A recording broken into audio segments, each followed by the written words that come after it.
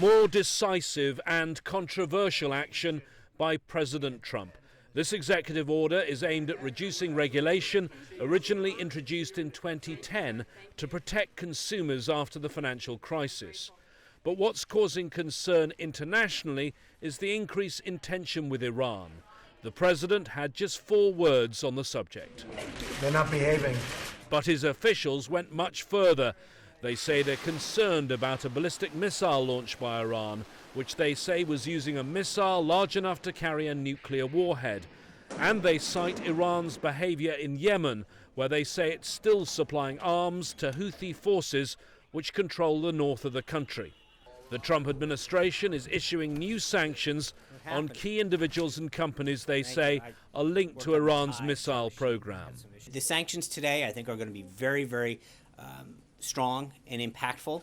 And I hope that Iran realizes that after the provocative measures that they've taken, that they understand that this president, this administration is not going to sit back, take it lightly.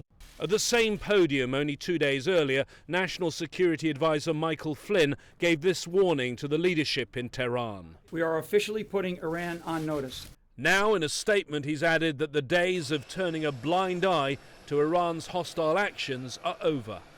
President Trump has now arrived in Florida for a weekend at the resort club he owns, Mar-a-Lago, in Palm Beach.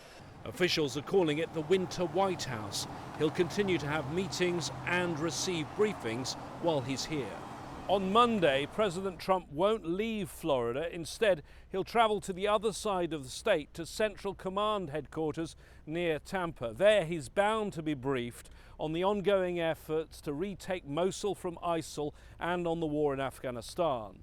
On Iran, the White House says all options remain on the table, but they won't talk about possible military options. Those, though, would be prepared by the planners at Central Command.